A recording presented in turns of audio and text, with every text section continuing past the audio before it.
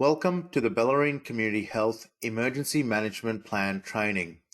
This training is run by Kaizen Synergy Law Firm and is delivered to Bellarine Community Health to support its emergency management plan. This section covers Module 1, Executive Summary, Implementation Plan, and Structure of the Emergency Management Document.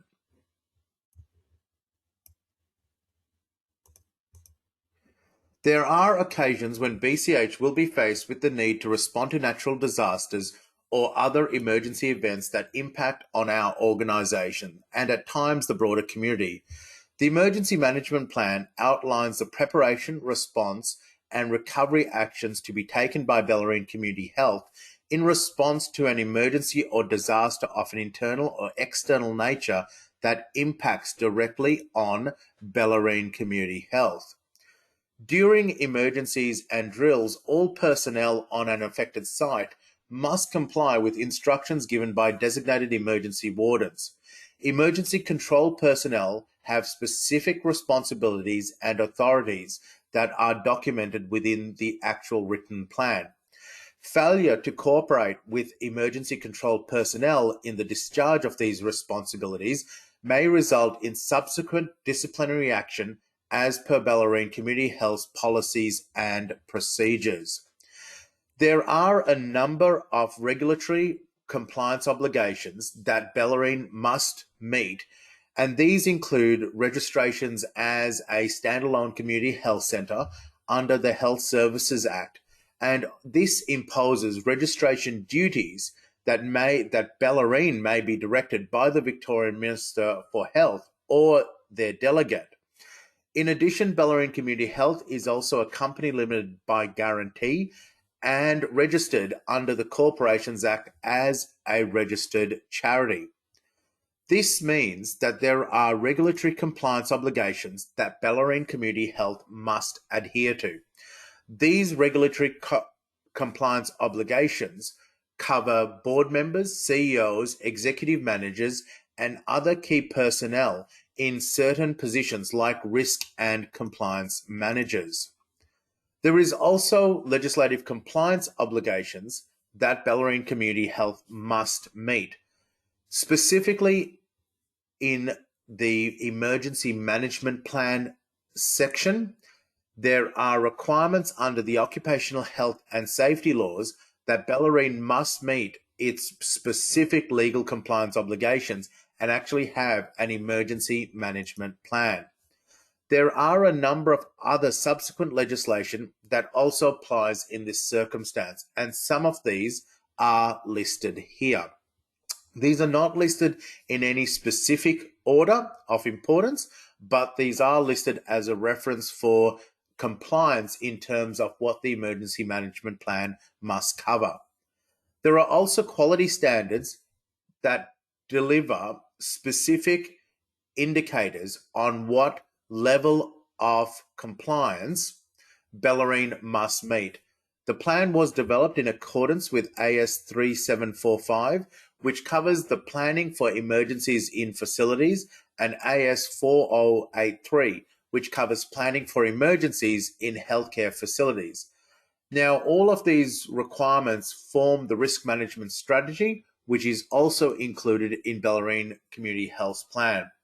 There are also specific quality standards, namely the NDIS Emergency and Disaster Management Standards, that require certain providers to prepare, prevent, manage, and respond to emergency and disaster situations while mitigating risks to and ensuring continuity of support that are critical to health and safety of NDIS participants. Consequently, the Emergency Management Plan specifically covers these particular quality standards. It also references a number of other quality and policy documents. Again, some of these are listed here. These are not listed in any order of importance, but rather all of these are complied with and referred to within the specific emergency management plan section. The NDIS Emergency and Disaster Management Core Module started in 2022. It covers two specific areas. One, the risk to health and safety and well-being of participants, and also ensures the continuity of supports critical to health and safety and well-being of participants in an emergency or disaster. In order to achieve the directions under the NDIS practice standards, BCH has drafted the Emergency Management Plan document. This will show a number of key things that BCH will meet. These include measures are in place to enable continuity of supports that are critical to the safety, health, and well-being of each participant before, during, and after an emergency disaster. It also includes measures that are included for planning for each of the following areas.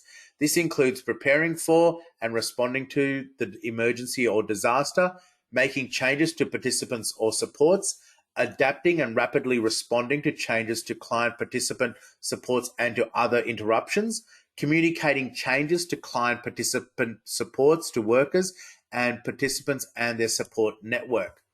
It also shows how the engagement with the governing body, in this case, Bellarine Community Health Board of Directors, to develop the emergency management and disaster plans, which we are calling the plans, and consults with clients, participants, and their support networks about the plans.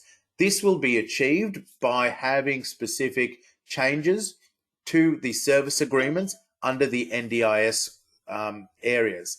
It also includes demonstrations on how these plans explain and guide how the governing body, being the Board of Directors, will respond and oversee the response to an emergency or disaster, and what mechanisms in place for the governing body to actively test the plans. This will include risk register reporting from quarter to quarter or month to month as the plan is responded to. It will also show planned periodic reviews of the emergency management plan. Regular reviews shows how the board of directors communicates the plan to workers, and this includes this training, where each worker is trained, and implementations of the plan. Again, all of these are provided under this training. The structure of the emergency management plan is kept very simple.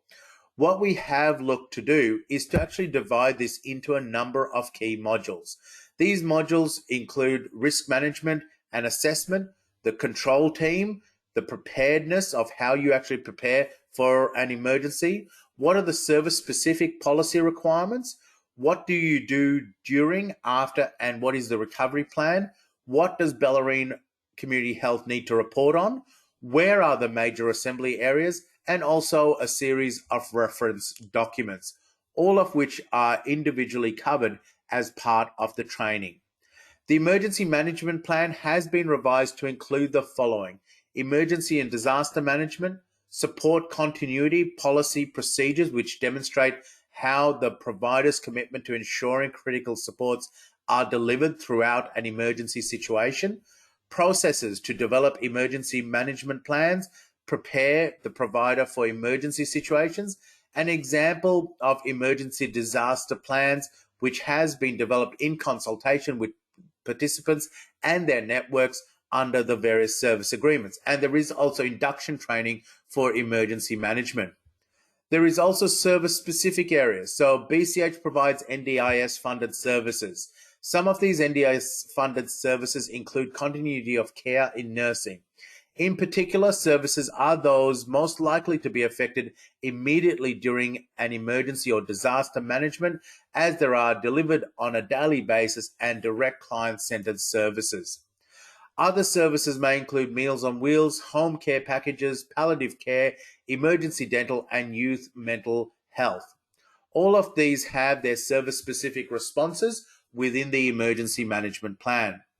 There is also reference to the Victorian Health Services Emergency Management Policy, which sets the direction for health services to have arrangements in place to minimise health effects and service disruptions to communities from health emergencies and emergencies with health impacts. These cover specific areas as listed here, and these are responded to in Bellarine Community Health's Emergency Management Plan. It also means that the emergency management plan is the basis for well-planned action that will assist in protecting the safety of employees, contractors, volunteers, clients, visitors on the site, and will effectively provide support to the ongoing operation of Bellarine Community Health.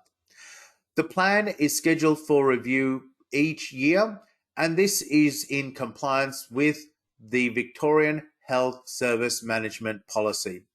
If there are any questions on this, we do suggest that you reach out to the CEO of Bellarine Community Health in order to answer these questions that you might have in relation to this particular module.